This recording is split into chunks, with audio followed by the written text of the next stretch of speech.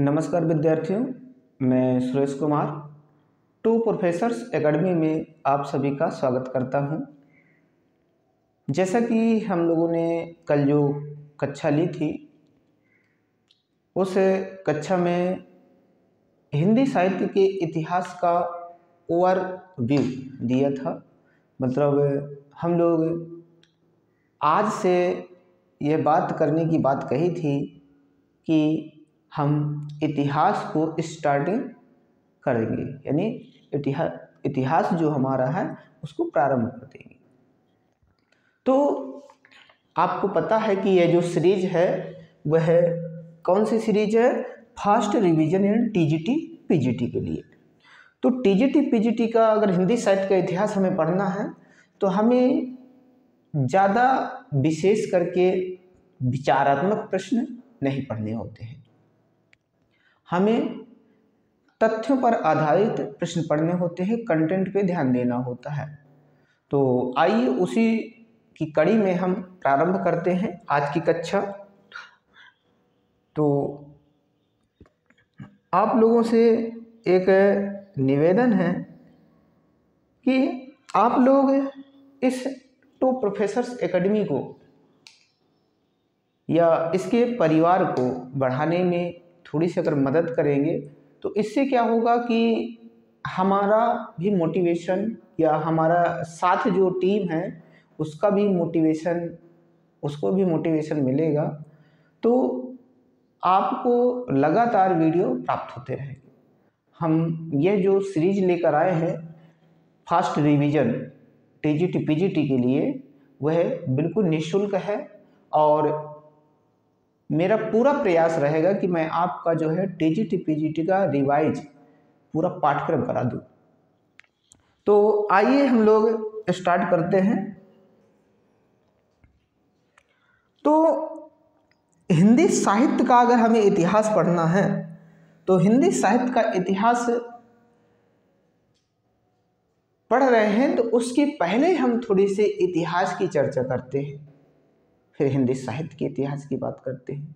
तो अगर इतिहास की बात आती है, साहित्य की बात आती है, तो आपके पास एक विद्वान आपको मिलते हैं, इतिहासकार हैं, वो है तेन। सबसे पहले आप बात करिएगा तेन की। तो ये जो तेन महोदय हैं आपके, तेन महोदय, तो यह कहते हैं कि इतिहास जो हम लोग लिख रहे हैं, प्रश्न आ जाता है कि तेन ने जो इतिहास लिखने की पद्धतियां बताई वो कितने प्रकार की बताई। तो तेन ने कुल प्रकार करके 3 तथ्यों पर ज़्यादा विशेष ध्यान दिया। 3 जो है, नंबर 1 में आपका है जाति, 2 नंबर पे है आपका वातावरण और 3 नंबर पे है क्षण विशेष। इसके बाद है वातावरण और 3 नंबर पे है क्षण विशेष। और क्षण विशेष की अगर बात आती है तो यहाँ पर क्षण विशेष। अब बात ये करते हैं कि जो तेन महोदय हैं वह अपनी अंग्रेजी पुस्तक में लिखते हैं कि साहित्य को लिखने के लिए, इतिहास को लिखने के लिए हमें कम से कम 3 चीज़ों का होना आवश्यक है। नंबर 1 उन्होंने कहा किसी न किसी जाति का ही इतिहास लिखा जाता है, कोई न कोई, चाहे वो किसी भी जाति का हो। आगे वातावरण, उसकी परिस्थितियाँ क्या थी, उसकी परिस्थितियों पर ध्यान दिया जाता है। और क्षण विशेष, मतलब उस समय की क्या क्या घटनाएं घटी होंगी वो चीज़ों पर विशेष ध्यान देते हैं। लेकिन इनकी आलोचना करते हुए एक विद्वान आपको मिलेंगे जो है हडसन। देखिए मेरे पास खुद का लिखा हुआ नोट्स है, इस नोट्स के माध्यम से मैं आप लोगों का यह कंटेंट पूरा कराऊंगा, क्योंकि अगर हम अपनी नोट्स का सहारा लेंगे तो आपको जो तथ्य होंगे वो सही दे सकेंगे और जल्दी कर सकेंगे। तो इसमें एक महोदय और हुए हैं हडसन, इतिहासकार। हडसन की अगर बात करते हैं हम, हडसन ये पहले नंबर थे। ये दूसरे नंबर, इन्होंने क्या किया कि ये जो हडसन है इनकी बातों का क्या करते हैं, ये विरोध करते हैं, मतलब आलोचना करते हैं। आलोचना क्यों करते हैं, इन्होंने क्या किया, टेन की जो ये 3 पद्धतियां उन्होंने बताई, तो इन्होंने क्या कहा, इनकी आलोचना की, आलोचना। तो आलोचना में क्या कहते हैं कि केवल अगर आप इतिहास के बारे में जानकारी देना चाहते हैं तो केवल इन 3 बातों को जानकर ही हम इतिहास नहीं लिख सकते। इन्होंने जो आपके हडसन है, अगले पेज पे चलते हैं। हडसन जी ने कुल मिलाकर के 5 प्रकार की पद्धतियां बताई, मतलब 5 चीजों का होना आवश्यक है, 5 तत्व बताए। किसने बताया, हडसन, हडसन। तो हडसन महोदय जी ने जो 5 तत्व बताए कि इतिहास लिखने के लिए क्या क्या होना चाहिए। सबसे पहले उन्होंने लिखा कि सार्वजनिक जो चीजें होती हैं, कहने का मतलब सृजन शक्ति, मतलब सृजन शक्ति का मतलब क्या होगा, यहाँ पर साहित्यकार की प्रतिभा या व्यक्तित्व है। तो सबसे पहला उन्होंने दिया क्या, सृजन शक्ति। तो 1 नंबर में देते हैं सृजन शक्ति।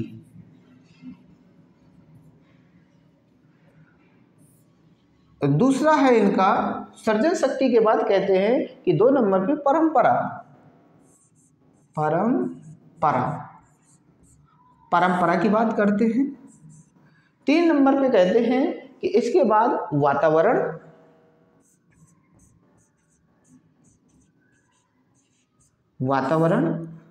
और चौथा नंबर बोलते हैं कि द्वंद्व,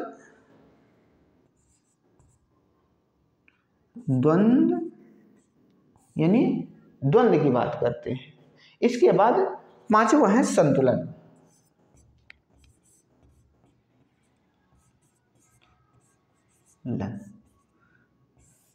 अब देखिए सृजन शक्ति क्या होती है। सृजन शक्ति में कहते हैं कि साहित्यकार की प्रतिभा होती है, यानी जो साहित्यकार होता है, जो इतिहास लिखने जा रहा है इतिहासकार, तो उसकी कोई ना कोई जो है प्रतिभा होती है, उसका व्यक्तित्व होता है। तो यहाँ पर अगर हम ले लें तो 2 चीजों पे बात की, प्रतिभा या व्यक्तित्व,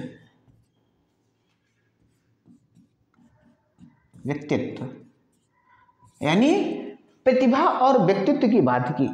और साहित्यिक व सांस्कृतिक परंपराएं, तो यहाँ पर जो परंपरा है, तो यहाँ पर कैसी परंपराएं होंगी, साहित्यिक,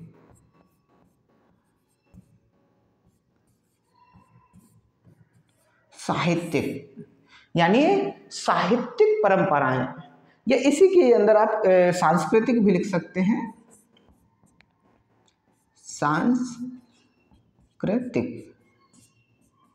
साहित्यिक और सांस्कृतिक। मतलब इन्होंने कहा कि जो तेन महोदय जी ने जो बात कही थी, तो हमने अभी यहाँ पे देखिए आपको बताया था कि तेन महोदय जी ने कहा कि इन 3 चीजों को ध्यान में रखते हुआ हम साहित्य को लिख सकते हैं। हम यहाँ पे हिंदी की बात नहीं करते, कोई भी साहित्य, कोई भी इतिहास ग्रंथ अगर लिखना चाहते हैं तो इन बातों पे लिखा जा सकता है, कोई इतिहास लिखते हैं।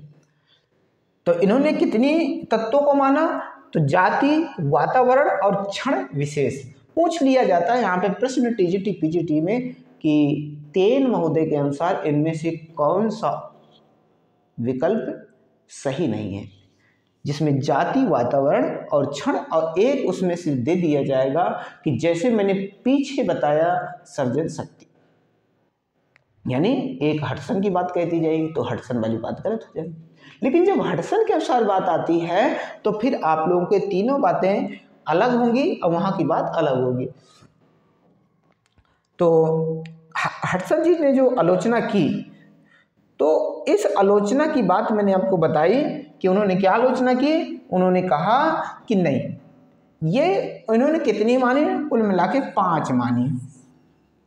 पहले को उन्होंने कहा कि पहले क्या होना चाहिए, सृजन शक्ति, यानी जो साहित्यकार है, जो लिखने वाला व्यक्ति है, उसका व्यक्तित्व कैसा है, जैसा व्यक्तित्व होगा वैसा ही वो लिखेगा। मतलब उसकी जो प्रतिभा पर निर्भर करता है, उसके व्यक्तित्व पर निर्भर करता है साहित्य जब आगे लिखा जाता है। मेरी प्रवृत्ति जैसी होगी मैं साहित्य वैसा ही लिखूंगा, ये भी बात सही है। इसके बाद साहित्यिक जो यहाँ पे बात उन्होंने कही कि साहित्यिक या सांस्कृतिक परंपराएं, जैसे उस समय की परिस्थितियां होंगी या जिस परंपरा के आधार पे जैसा हमें ग्रंथ जो जिस व्यवस्था को लेकर हम ग्रंथ लिखेंगे, हम उस साहित्यिक परिस्थिति के अनुसार पर ही या उसकी परंपरा के आधार पे, जैसे मान के चलिए कि पहले जो इतिहास ग्रंथ लिखे जाते थे तो उन इतिहास ग्रंथों में जो पीछे ग्रंथ लिखे गए होंगे उनका वर्णन करते थे। तो उनका वर्णन करने के लिए उन्हें क्या करना पड़ता था कि दूसरी भाषा या अदर भाषा से लेकर के इतिहास को जोड़ते थे। लेकिन आज अगर कोई हिंदी साहित्य का इतिहास लिखना चाहता है तो उसके लिए काफी मात्रा में सब्जेक्ट उपलब्ध है। अगर हम पहले ग्रंथ की बात करें गारसा दत्तासी की, तो गारसा दत्तासी जो ग्रंथ लिखते हैं तो उस ग्रंथ में उन्होंने क्या थे, वो खुद एक हिंदी भाषी व्यक्ति नहीं थे, वो फ्रेंच विद्वान थे और उन्होंने इतिहास लिखा था हिंदी साहित्य का, वो फ्रेंच भाषा में ही लिखा था। बताइए, तो उन्होंने कहा उस समय की साहित्यिक परिस्थिति क्या हो। इसके बाद वातावरण, मान लो उस समय का माहौल कैसा है। इसके बाद द्वंद्व और संतुलन, ये 5 चीजें किसने कही, हडसन ने। यहां से भी एक प्रश्न आ जाता है, इसलिए मैंने इन दोनों प्रश्नों को हिंदी साहित्य को इतिहास प्रारंभ करने से पहले बात बताई। हम हिंदी साहित्य के इतिहास ग्रंथों पे पहुंचेंगे जहां से इतिहास ग्रंथ चालू होते हैं, लेकिन उसके पहले अगर आप लोग देखें, वैसे भी आप मोटा मोटा पढ़ते होंगे कि हिंदी साहित्य का जो इतिहास ग्रंथों की परंपरा शुरू होती है 1839 यानी गारसा दत्तासी के इस्तवार द ललितोत्तर हिंदुस्तानी से प्रारंभ होती है, जो पहला ग्रंथ उसी को मानते हैं हम लोग। लेकिन उसके पहले भी कुछ इतिहास ग्रंथ लिखे गए जो हम उनको इतिहास ग्रंथ मान सकते हैं, क्योंकि इतिहास ग्रंथ का मतलब होता है एक व्यवस्थित व्यक्तियों का जीवन चरित्र ही इतिहास होता है। तो यहां पे एक हेडिंग आप डाल दीजिएगा, हिंदी साहित्य इतिहास की परंपरा क्या है। हिंदी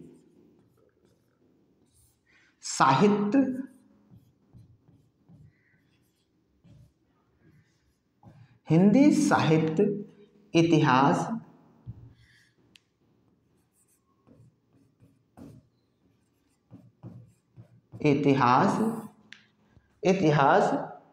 की परंपरा।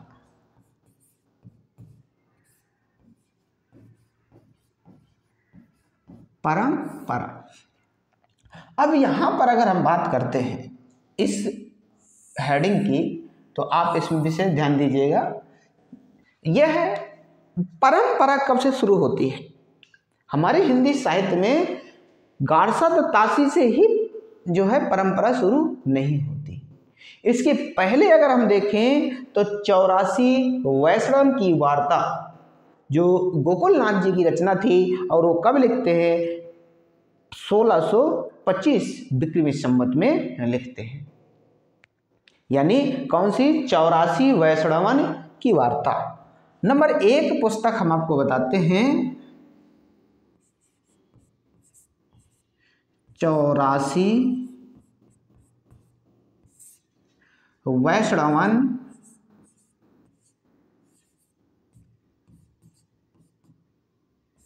वैष्णवन की वार्ता। वार्ता। अगर हम इसके लेखक की बात करते हैं तो इनके जो लेखक हैं वो हैं गोकुलनाथ। तो यहां पे लिख लीजिए गोकुलनाथ। गोकुलनाथ।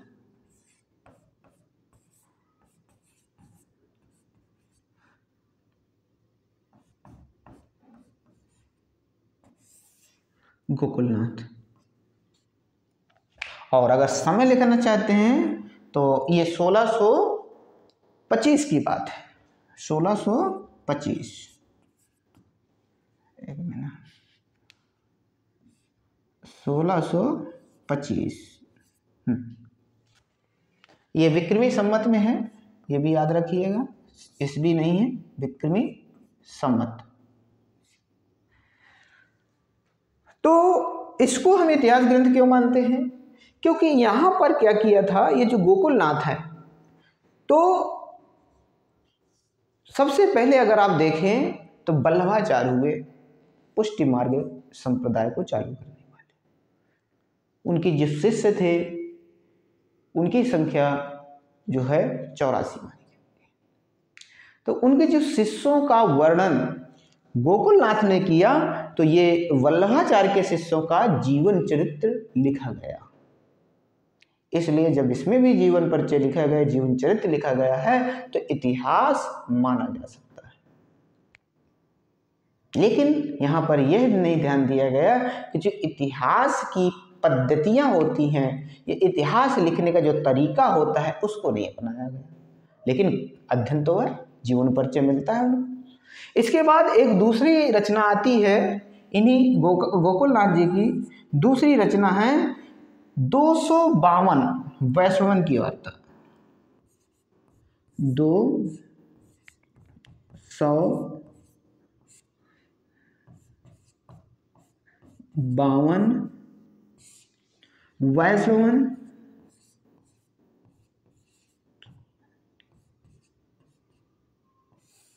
की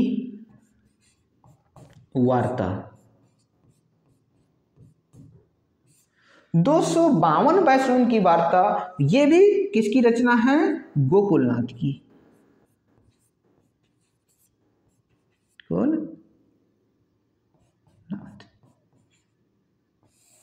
ये भी गोकुलनाथ की रचना है और ये भी उसी समय की रचना है, 1625 के समय की रचना है। 25 विक्रमी संवत।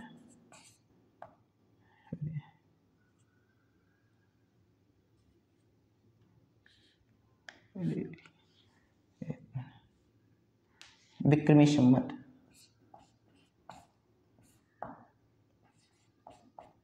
विक्रमी संवत।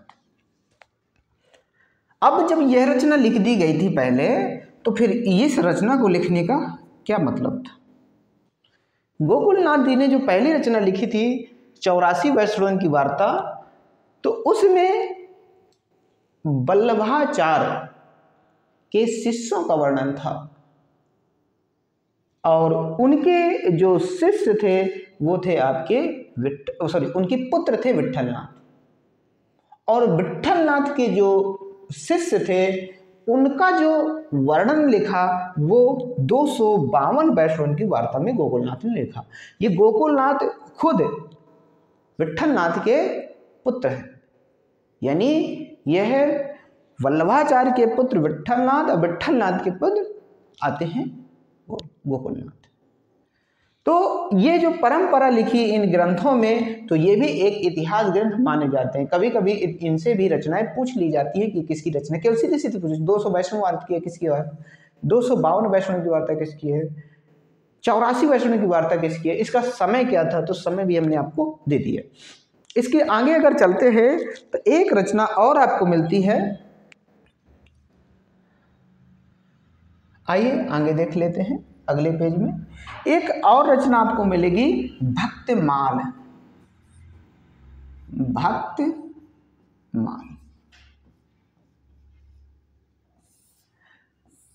ये जो भक्तमाल रचना है, तो ये भक्तमाल किसकी रचना है? नाभादास की।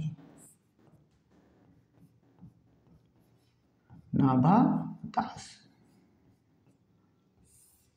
भक्तमाल किसकी रचना है? नाभादास की। और नाभादास जी कब लिखते हैं? ये 1642 ईस्वी में, 1642 विक्रमी संवत, 1642 विक्रमी संवत।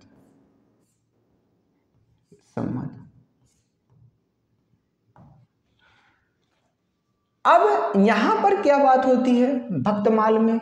अगर हम भक्तमाल की बात करते हैं तो भक्तमाल को हम इतिहास ग्रंथ क्यों मानते हैं? यहां पर भी जो भक्ति काल के कवि हैं कबीरदास, उनका जीवन वृत्तांत इसमें लिखा है। नाभादास जी ने लिखा है, भक्ति काल के समय की बात है, क्योंकि रचना के अगर आप समय को देखें तो भक्ति काल की ही बात सिद्ध होती है। इसके बाद अगर हम आगे देखते हैं, अगली रचना है काव्य निर्णय। ये आपकी देखिए मैंने तीसरी रचना बता दी। एक चौथी रचना है काव्य निर्णय। काव्य निर्णय, काव्य निर्णय। अब काव्य निर्णय जो रचना है वह है भिखारीदास की।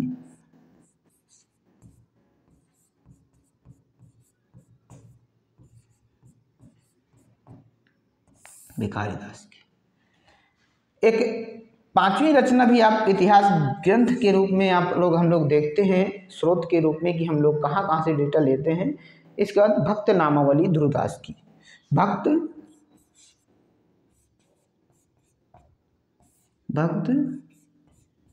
नामावली, जो भक्त नामावली है ये रचना है ध्रुवदास की। किसकी है? ध्रुवदास, इनकी रचना है। तो इनको आप याद कर लीजिएगा। नेक्स्ट अगली हम 6 नंबर की अगर रचना देखते हैं तो अगली रचना है हमारे पास काव्य संग्रह। महेश दत्त की रचना है, ये पूछी जाती है टीजीटीपीजी में। काव्य संग्रह, काव्य संग्रह,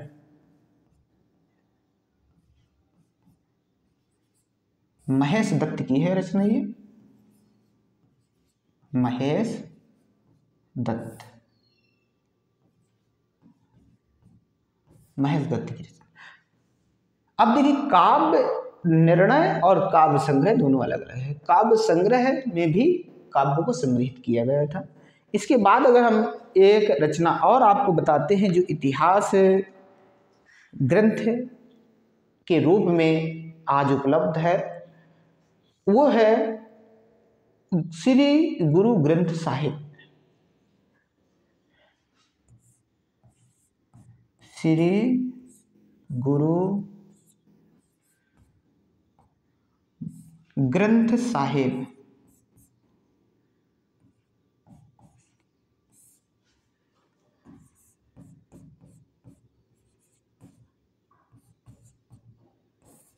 गुरु ग्रंथ साहिब, या कहीं वही साहब लिख देते हैं, गुरु ग्रंथ साहब।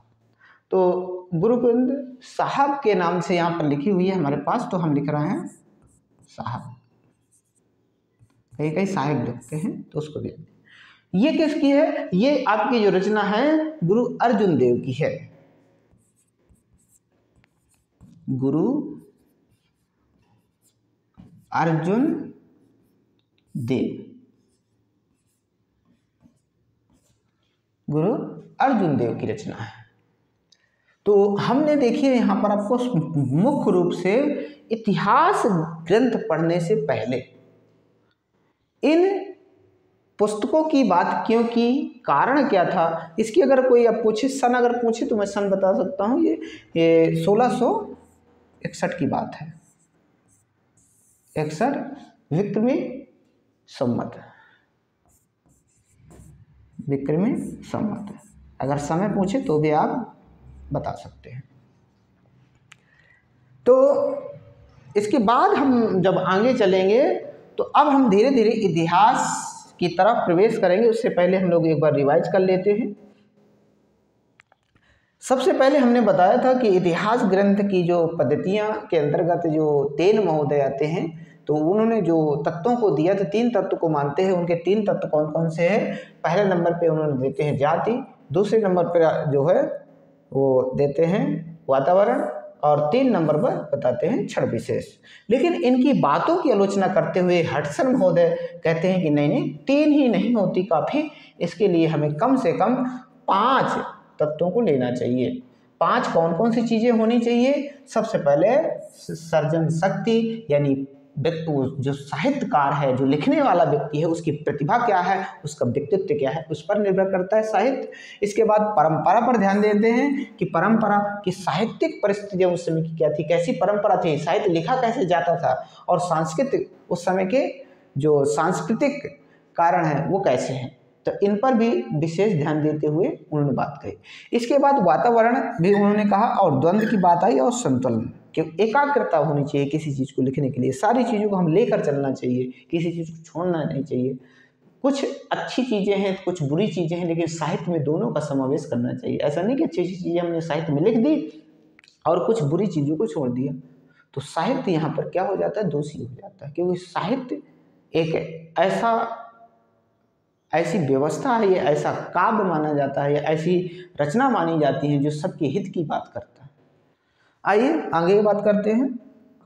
इसके बाद हमने बताया कि हिंदी साहित्य इतिहास की परंपरा अगर शुरू होती है तो हम लोग 1625 के आसपास से शुरू मानते हैं, जिसमें से पहली रचना हमने बताई 84 वैष्णव की वार्ता, और 84 वैष्णव की वार्ता में गोकुलनाथ जी 1625 विक्रम संवत में लिखा, और इसमें वल्लभाचार्य के शिष्यों का वर्णन है। कभी कभी प्रश्न आ जाता है 84 वैष्णव की वार्ता में किन का वर्णन है, तो 84 वैष्णव की वार्ता में वल्लभाचार्य के शिष्यों का वर्णन है। इसके बाद अगली रचना देखिए है 252 वैष्णव की वार्ता।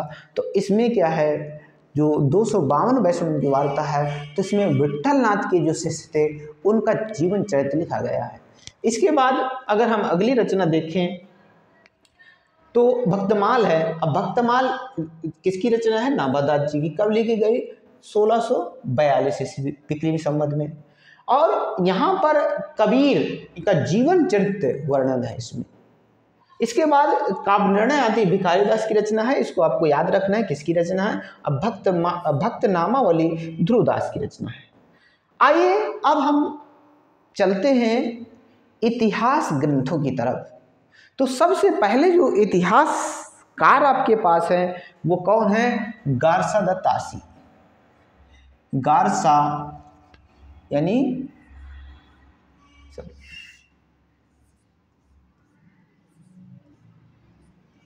गारसा द तासी,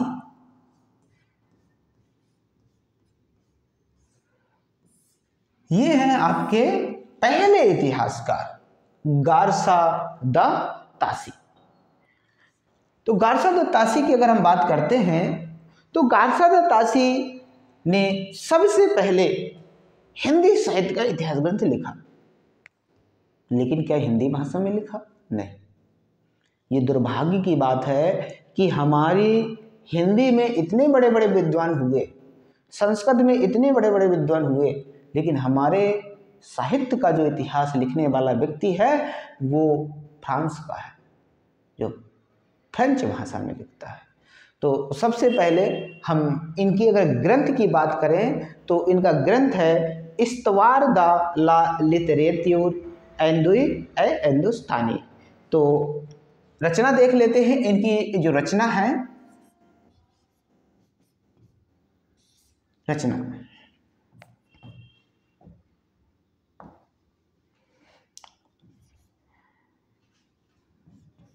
इस्तवार द ला इस्तवार द ला लिटरेच्योर ला लिटरेच्योर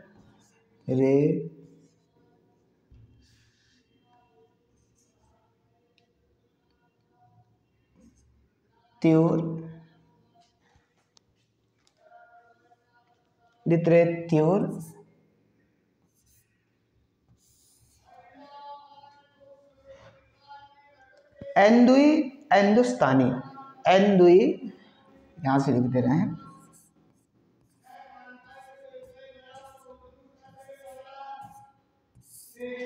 एंदुई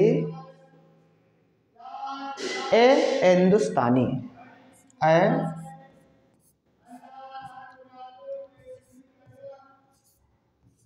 हिंदुस्तानी, ये इनकी पुस्तक है। इस अगर पुस्तक के समय की बात करते हैं तो इसका जो समय माना जाता है वह माना जाता है कितना, 1839, 1839। ये 1839 ईस्वी में लिखते हैं इस रचना को। और इसमें हम और एक बात जोड़ेंगे कि पहले आप इतनी बात लिख लीजिए, ईस्वी, ये इनका समय है। तो यहाँ पे ये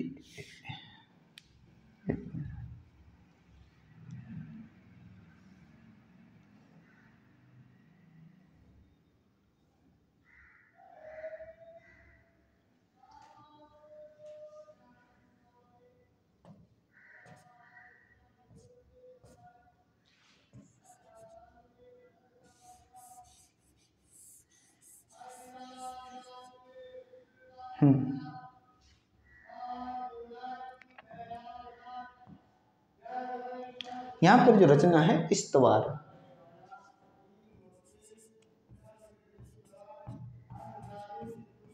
ये है रचना। ये भाषा जो है इनकी फ्रेंच भाषा है।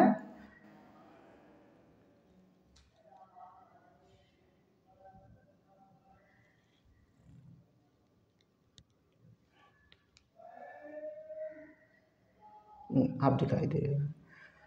अब इसमें अगर हम बात करते हैं तो इसके कुल मिला के कितने भाग आए, 4 भाग आए। थोड़ी इसको छोटा किए दे रहे हैं और ऊपर को खिसकाए दे रहे हैं। एक मिनट,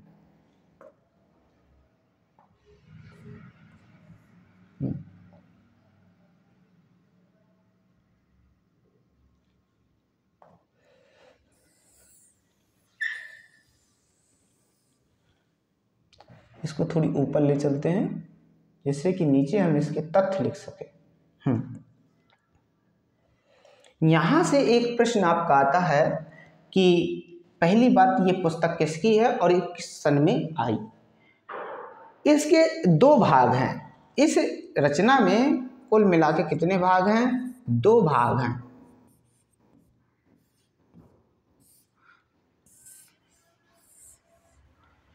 अब 2 भाग देखें और 2 संस्करण देखें। पहले संस्करण में कितने हैं, 2 भाग। पहले संस्करण की बात कर लेते हैं, संस्करण की बात करते हैं सबसे पहले, क्योंकि यहाँ पे क्वेश्चन पिछली बार जो पूछा गया था कंफ्यूज हो गए थे सभी बच्चे। तो पहले हम बात करते हैं संस्करण। अगर संस्करण की बात करें तो इसमें 2 संस्करण भी मिलेंगे, 2 संस्करण। अब ये 2 संस्करण हैं। पहला संस्करण जो है, ये पहला संस्करण जो आपका आया था वो कब आया था, पहला संस्करण में 1839 में आया और इसके 2 भाग हो गए। पहले संस्करण में क्या हुआ कि संस्करण तो 2 है, लेकिन जो पहला संस्करण है इनका, यानी प्रथम संस्करण, प्रथम संस्करण, तो प्रथम संस्करण में 2 भाग होते हैं। और पहला भाग जो आता है भाग 1, तो भाग 1 जो आता है वो आता है कब, 1843 में। ये आता है 1843 में, सॉरी 1839, 39 ईस्वी में। और इसी का दूसरा भाग आता है भाग 2, पहले संस्करण का भाग 2, वो आता है आपका कब, ये आता है आपका 1847 ईस्वी। अब ये जो दूसरा भाग इनका प्रकाशित हुआ, द्वितीय भाग, वो 1847 ईस्वी में।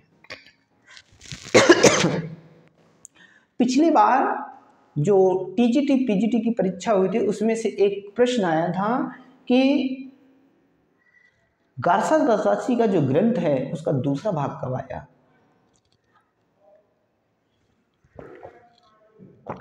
तो प्रश्न में क्या हुआ कि पहला संस्करण जो इनका आया इस समय में आता है, और जो दूसरा संस्करण इनका आता है, इसके दो संस्करण हैं। तो द्वितीय संस्करण हम यहाँ पे लिखे दे रहे हैं, फिर बता रहे हैं द्वितीय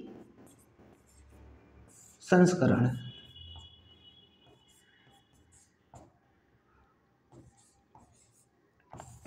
अब द्वितीय संस्करण के 3 भाग हैं, यानी कुल 3 भाग। द्वितीय संस्करण में कितने भाग हैं? 3 भाग हैं। तो सब ने सोचा कि यहाँ पे द्वितीय संस्करण की बात कर रहे हैं, तो प्रश्न सब गलत करके आ गए। क्यों? क्योंकि हम भाग की बात की, न संस्करण की। और जो ये 3 भाग हैं, इसके 2 संस्करण, द्वितीय संस्करण के 2 भाग, द्वितीय संस्करण के 2 भाग याद रखिएगा 1870 ईस्वी में आ गए। देखिए यहां पे हम लिख रहे हैं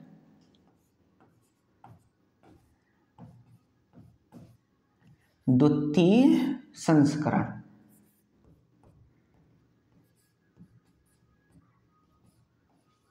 द्वितीय संस्करण जो आया वो कब आता है? वो आता है 1870। और 1870 ईस्वी में इसके कुल मिला के 2 भाग प्रकाशित होते हैं। इसके 2 भाग प्रकाशित हो गए। इसका एक भाग, जो तीसरा भाग बचा, तृतीय भाग, तो यहाँ पे आप लिखे दे रहे हैं, ये 2 भाग हैं इसमें। तो 2 भाग का मतलब दोनों हो गए, और इसका एक तृतीय भाग होगा। तृतीय भाग, उसका जो प्रकाशन होता है वो होता है 1871 ईस्वी में। 71 ईस्वी में। अब आपको यहाँ पे बात समझ में आ गई। अब प्रश्न गार्सा दत्तासी से अगर पूछते हैं कि इनका ग्रंथ का प्रकाशन कब हुआ, तो आपको उत्तर लगाना है 1839 ईस्वी। दूसरी बात यहाँ पर आती है कि इसके कुल कितने संस्करण हैं? इसके 2 संस्करण हैं। पहला संस्करण 1839 में आता है, दूसरा आता है 1870 में। पहले संस्करण के 2 भाग हैं। पहले संस्करण के 2 भाग हैं। पहले संस्करण का पहला भाग जो आता है वो 1839 में आता है। दूसरा भाग आता है पहले संस्करण का, वो 1847 ईस्वी को आता है।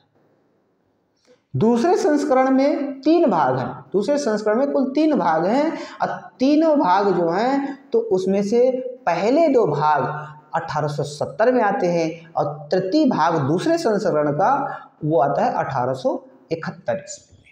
यहाँ तक की बात आप लोगों को समझ में आ गई होगी।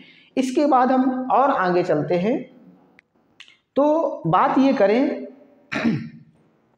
कि इनके ग्रंथ को, गार्सा दत्तासी का जो ग्रंथ है इस्तवार दलाल लिटरेतुर हिंदुस्तानी, तो ये जो ग्रंथ है, इस ग्रंथ की जो अनुवाद है तो सबसे पहले करीमुद्दीन करते हैं। तो करीमुद्दीन जो इनका अनुवाद करते हैं वो कब करते हैं? 1848 में। 1848 ईस्वी। 1848 ईस्वी की अगर हम बात करते हैं,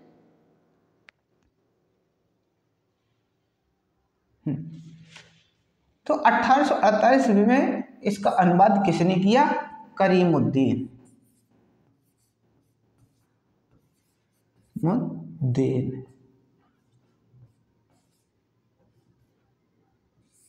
तो करीमुद्दीन इसका जो अनुवाद करते हैं, इन्होंने क्या किया?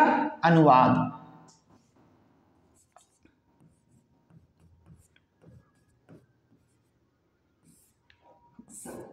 किसकी? तासी की पुस्तक का, यानी तासी की पुस्तक का, तासी की पुस्तक। तो इसका अनुवाद किसने किया? करीमुद्दीन जी ने क्या किया? अनुवाद किया। और कब अनुवाद करते हैं? अनुवाद करते हैं आपका 1848 ईस्वी में। इसके बाद दूसरा अनुवाद भी हमें मिलता है, और जो दूसरा अनुवाद है वो 1963 ईस्वी में, 1953 ईस्वी में लक्ष्मी सागर वार्ष्णेय,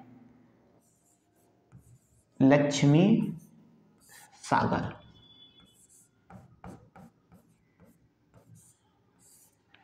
लक्ष्मी सागर वार्ष्णेय के द्वारा किया जाता है। तो अब यहाँ पर आप लोगों को यह ध्यान देना है कि इनका अनुवाद किसने किसने किया। आगे एक तथ्य और है कि जब इनका अनुवाद किया गया तो जो मूल ग्रंथ था, यानी मूल ग्रंथ, मूल ग्रंथ, तो मूल ग्रंथ किसका होगा? ये तासी का होगा। तासी यानी गारसा दत्तासी जी का मूल ग्रंथ है। तो इसमें जो मूल ग्रंथ है था, उसमें कुल जो कवियों की संख्या थी तो 738 थी। 738 यहाँ कवि, और इधर लिख लीजिए हिंदी कवि, हिंदी कवि, हिंदी कवि। और केवल इसमें हिंदी के जो कवि थे 72 थे। इसके बाद आपको करीमुद्दीन ने जब किया,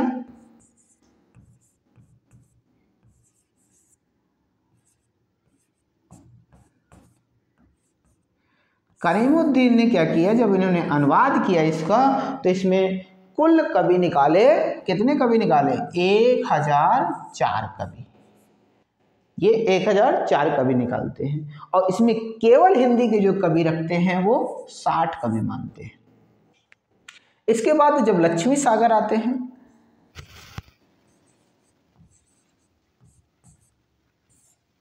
लक्ष्मी सागर, अगर हम लक्ष्मी सागर की बात करते हैं तो ये कुल जो कवि हैं वो कहते हैं कि इसमें 358 कवि हैं।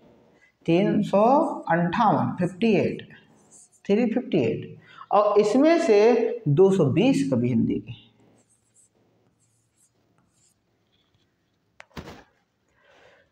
जो इनकी पुस्तक है इस्तवार द ला लिटरेचर एंड हिंदुस्तान। इस्तवार का मतलब इतिहास,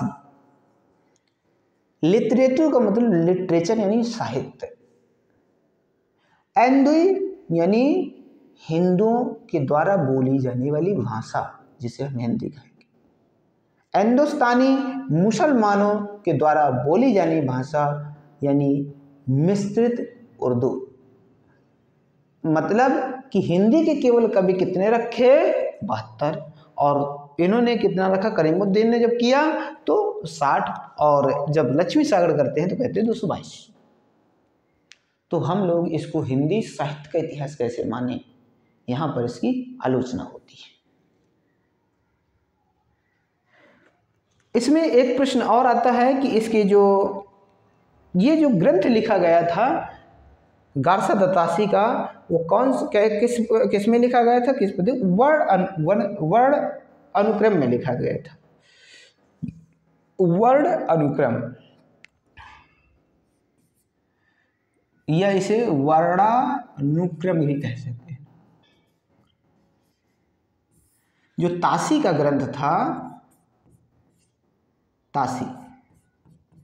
तासी जिस ग्रंथ को लिखते हैं तो वह ग्रंथ कौन सा था? वर्णानुक्रम था, यानी वर्णों के अनुसार लिखा गया था। तो वर्णों के अनुसार लिखा गया, तो इस ग्रंथ में एक कमी यह महसूस हुई कि अगर किसी का जन्म पहले हुआ और उसका अक्षर जो हिंदी वर्णमाला है और बाद में आता है, जैसे मान लीजिए रा, तो रा की बात अगर हम करें तो पहले तो का वाला आ जाएगा, आ वाले आ जाएगा, और आ वाले का जन्म बाद में हुआ और रा वाले का जन्म बहुत पहले हुआ। तो इसमें क्या होता है, इतिहास की जो पद्धति कहती है क्रमबद्ध अध्ययन होना चाहिए, तो क्रमबद्ध अध्ययन यहाँ पर नहीं लागू हुआ, तो इसकी आलोचना होती है। तो पहले इनमें कवि जो दिखाए, मतलब जो व्यक्ति लिए गए अंगद लिए गए, दूसरा लास्ट में लिया हेमंत पंत। तो पहले जो कवि इसमें रखे गए, जो पहले साहित्यकार रखे गए, वो रखे गए अंगद।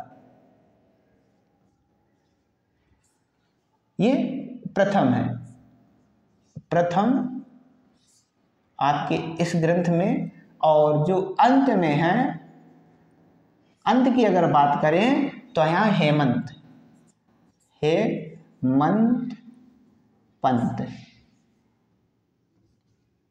ये दो साहित्यकारों को इन्होंने लिया। एक अंगद को लिया, मतलब हम पहले की बात बता रहे हैं और अंतिम वर्ण की बात बता रहे हैं, जबकि इनके जन्मों में अंतर है।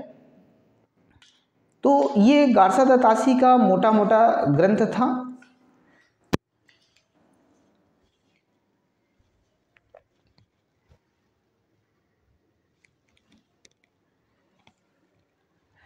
इसके बाद हम अगले जो इतिहासकार हैं हमारे, वो हैं ठाकुर शिव सिंह सेंगर। तो अगली बात करते हैं शिव सिंह सेंगर।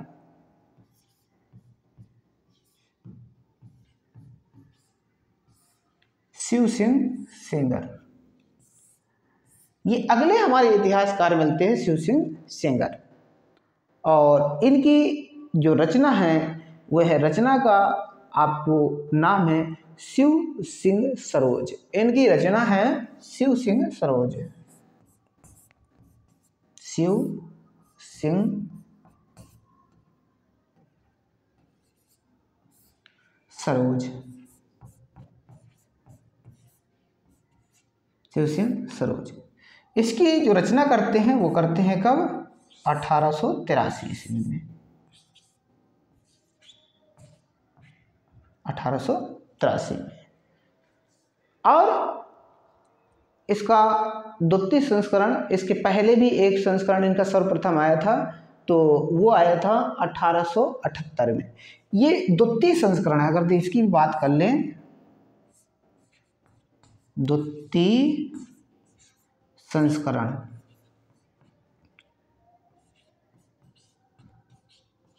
ये द्वितीय संस्करण, तो इसका मतलब प्रथम संस्करण भी होगा। एक था प्रथम, तो प्रथम जो आया था वो कब आया था, वो आया था 1878 ईस्वी में, 1878 ईस्वी में।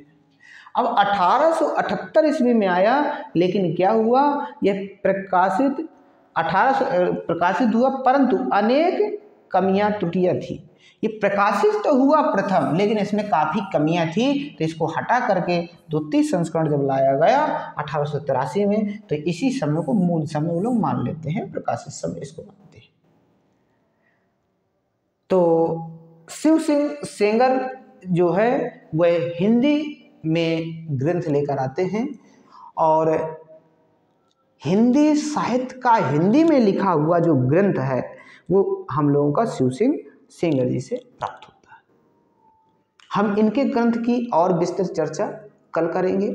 इसके बाद हम लेंगे जॉर्ज अब्राहम ग्रियर्सन को। जॉर्ज ग्रियर्सन के बाद हम मिश्र बंधुओं को पढ़ेंगे। मिश्र बंधुओं के बाद फिर आचार्य रामचंद्र शुक्ल को पढ़ेंगे। आचार्य रामचंद्र शुक्ल को पढ़ने के बाद फिर हम हजारी प्रसाद द्विवेदी, ऐसे पढ़ते हुए हम इतिहास ग्रंथ को 1 या 2 दिन 3 दिन में कंप्लीट करेंगे। इसके बाद फिर हम आदिकाल में प्रवेश करेंगे। फिर आदिकाल की प्रवृत्तियाँ, आदिकाल के कवि, आदिकाल की प्रमुख धाराएं, यानी कैसी रचनाएं लिखी जाती थी, जैसे सिद्ध साहित्य, जैन साहित्य की रचनाएं थी, लौकिक साहित्य की रचनाएं थी, कुछ रासो साहित्य थे। तो इस प्रकार की जो रचनाएं हैं उन रचनाओं को लेते हुए हम प्रवृत्तियों के साथ आदिकाल को भी कंप्लीट करेंगे। तो आज हम यहीं तक रखेंगे। अगर आप लोगों को यह तथ्य अच्छे लग रहे हों और यह मेरे नोट्स के माध्यम से जो आप लोगों को डाटा प्राप्त हो रहा है, अगर वह अच्छा लगे तो एक बार वीडियो को लाइक करिएगा और दोस्तों के साथ शेयर करिएगा।